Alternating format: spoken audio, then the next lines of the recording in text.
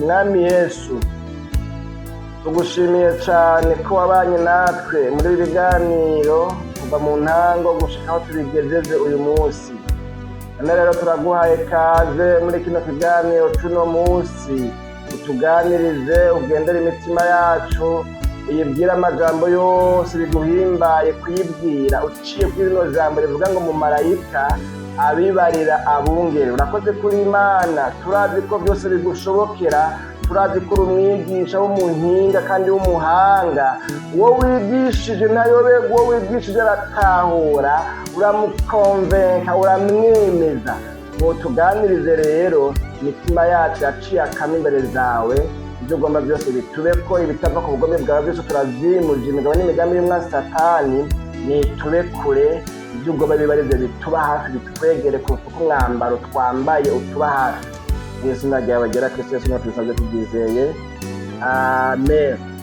Nuko rero dusoma amajambo y'Imana dusangira, bene data bakunze ikiganiro umutima w'ubugingo c'uno munsi, aho tugomba turabira hamwe amajambo avuga ngo ni muri Luka, ubutumwa bwiza bwa Yesu Kristo ko bwanditswe na Luka. Dusoma duhereye mu kigabane ca kabiri, dusoma imirongo yaho duhere ku murongo w'8 tugeze ku murongo wa 20. Turabaye amajambo ingene avuga muri gukora amajambo kumbure atari make. Kigabane ca kabiri umurongo w'8, hanyuma tugeze ku murongo wa 20 turangene havuga. Indanzi y'amajambo ivuga ngo umumarayika abibarira abungere. Muri iyo ntara hari abungere barara mu gahinga baraririye umukuku w'intungwa zabo. Umumarayika w'Umwami Imana ahagarara iruhande yabo, ubwiza bw'umwami bubakayanganira ijya nino, baterwa n'ubwoba.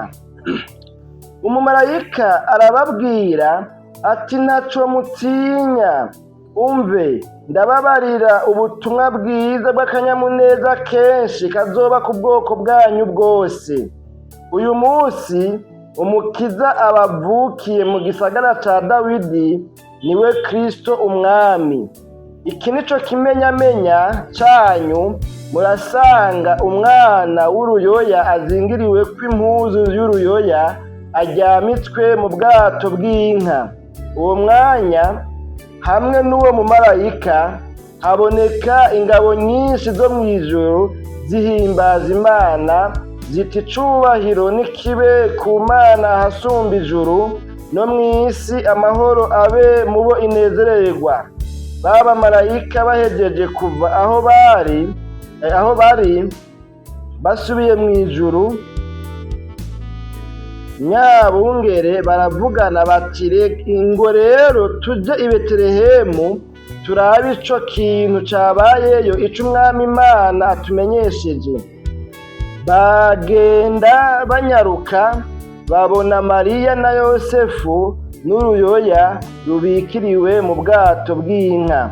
Babibonye bababarira ijambo babwiwe kuri uwo mwana.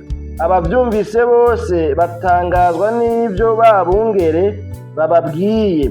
Ariko Mariya abika ayo majambo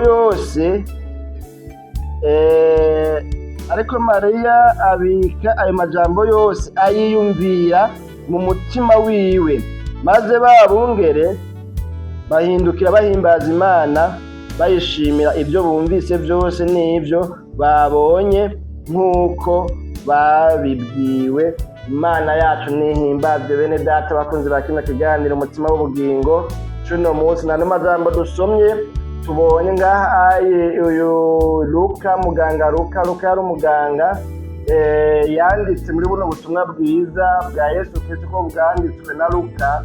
Kandi Luka yanditse inkuru ngo abandi kuzitohoza neza, ko Luka tubibutse kumbure abatabizi, Luka ntiyari intumwa, ntiyari imwe muri za ntumwa 12.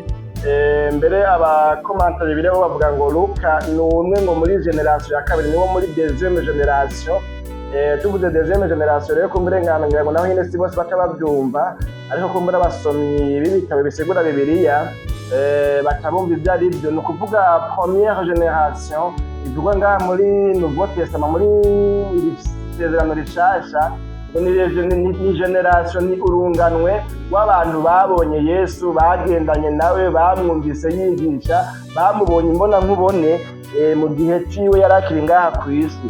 Ariko abagiye gukizwa mu nyuma Yesu yaramaze kuja mw'ijuru, iyo yaciye iba generation ya kabiri canke rwabaye urungano rwa kabiri rugizwe n'abantu batabonye Yesu akiri kw'isi, ahubwo bakirijwe, babaye abayoboke biwe amaze kuduga mw'ijuru. Imana yacu nihimbazwe.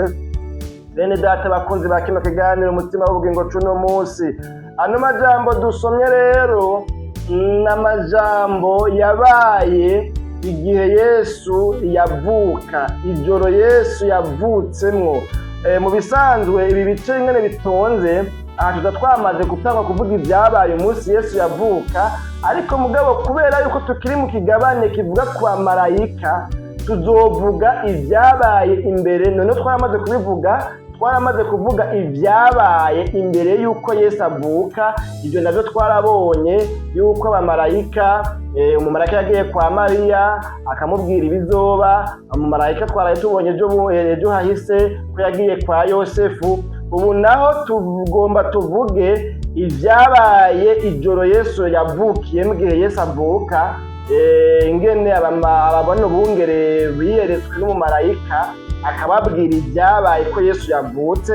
Hanyuma inyuma yaha naho tuzoraba iby'inyuma y'igihe Yesu yavuka, tuzoraba iby'abanyabwenge b'inyenyeri bafashe urugendo bakaza gushengerera umwana w'Imana Yesu Kristo yavutse. Inyuma y'uko yari yavutse mu minsi yavukamwo bakaza kumuraba. Tuzoraba n'ingene habayeho guhungishwa umwana yariwe Yesu, agahungishizwa muri Egiputa. Urabyumva? Ibyo tuzobivuga kubera yuko byose tugomba gutumbera kino gice kivuga ku bamarayika n'uruhara bagize. Rero abamarayika, igihe twacentubiza kino gice, twavuze ko abamarayika bakoreshejwe mu kumenyekanisha inkuru z'uko uwo mwana w'Imana yavutse, uwo mucunguzi yavutse. Hanyuma kandi abamarayika bongera baravuga cyangwa se batanga imburi bavuga ku byabaye mu nyuma yamaze kuvuka, igihe cyose haba habonetse umugambi ubangamira ugukura k'uyu mwana. Niyo mpamvu rero muri kino gigabane c'abana bamarayika mw'ivuka rya Yesu tubonye rero ibyabaye imbere yuko Yesu avuka. Ubu naho tubonye ibyabaye Yesu igihe avuka. Hanyuma mu bice bibiri bisigaye tuzobona n'ibyabaye inyuma Yesu yamaze kuvuka. Hanyuma duce tubona rero gutandukira ibice bizokurikira kumbure ngira ngo bibiri vya nyuma. Tuvuge rero ukuvuka kwa Yesu nyezina, hanyuma duce dusozera tuvuga ku munsi mukuru wa Noheli. Imana yacu nihimbazwe. Nuko rero ntibizobacange nimwabona kumbure tuvuze n'iby'inyuma y'igihe Yesu yavuka, kandi tutaravuga ku byabaye umunsi Yesu yavuka rero nyezina. Imana yacu nihimbazwe. Tuzobigarukako. Ni kubera ko tugomba ko kino gigabane, ino chapitre itumbereye kuvuga abamarayika, tubanza tukayivuga neza tukayimara. Imana yacu nihimbazwe.